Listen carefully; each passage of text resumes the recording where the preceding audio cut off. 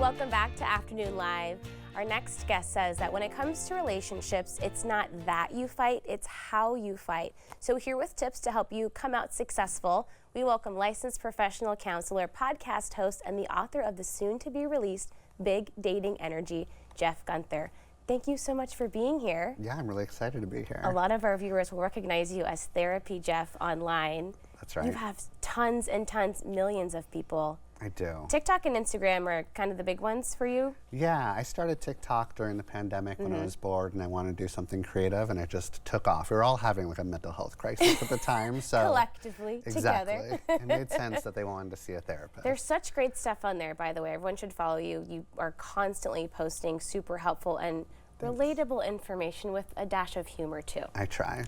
So let's talk about conflict in relationships is unavoidable. That's kind of the beginning of your chapter of the book talking about this subject. Yes. And like you said, it's not how many fights you get into, but how you resolve them. We should be growing. We should be learning about our partners. We should come up with plans of how we're going to address the next fight when it comes up. And a lot of times when people come in and see me for couples counseling, they're usually trying to figure out like how to win the fight.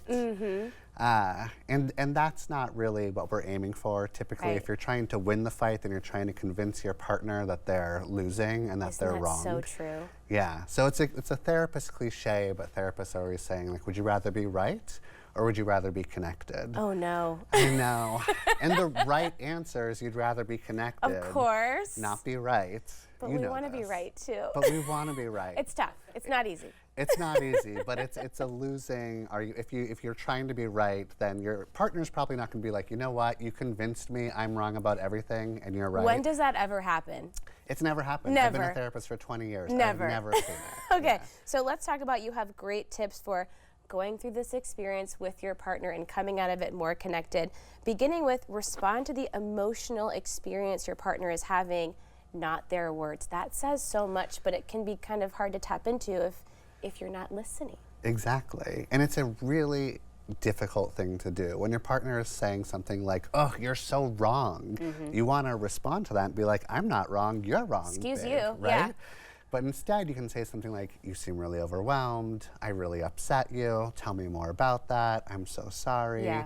Remember that, like, this is another thing I remind my couples of, is that you really love your partner. Right. Instead of like going into like, trying to prove them wrong, like you actually just want to like feel connected in the end. So if you can understand the emotional experience that they're having and then empathize with it, it's a good move. You do like the person, hopefully. Hopefully you still do. Hopefully, yeah. Exactly. Not always. Okay, separate your good intention from the hurtful impact.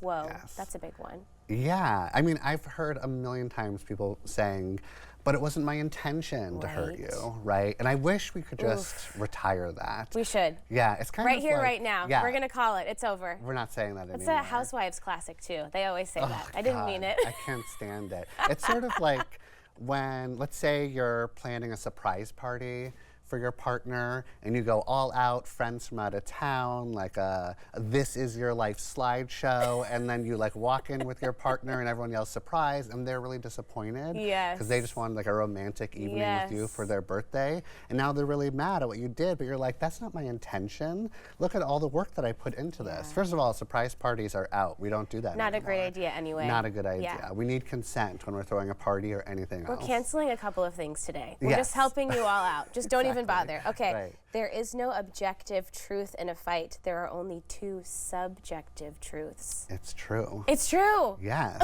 Oh no. I know. Also very aggravating. It goes into like the right or wrong. Like, this is the right thing. This is the objective thing that happened. Why can't you just agree with me? But really it's about your very valid subjective emotional experience and mine. And if you can understand mine and I can understand yours, then you'll probably get along a lot better.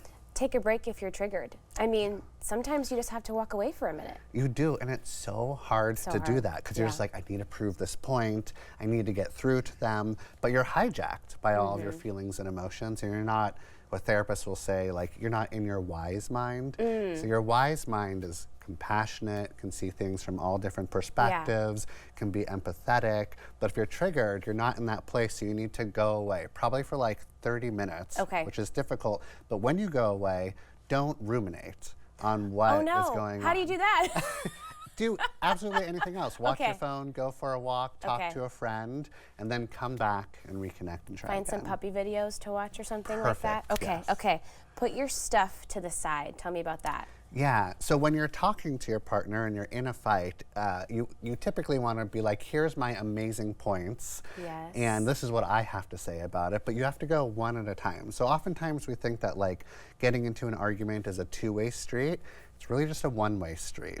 So you tell me about your feelings and your experience, and then I understand. And then when you're done, you feel heard, then it's my turn for a one-way street, and I tell you about my feelings and experience. We go back and forth like that until we both feel understood. It's not easy, but you have so many great tools for your readers, for followers online.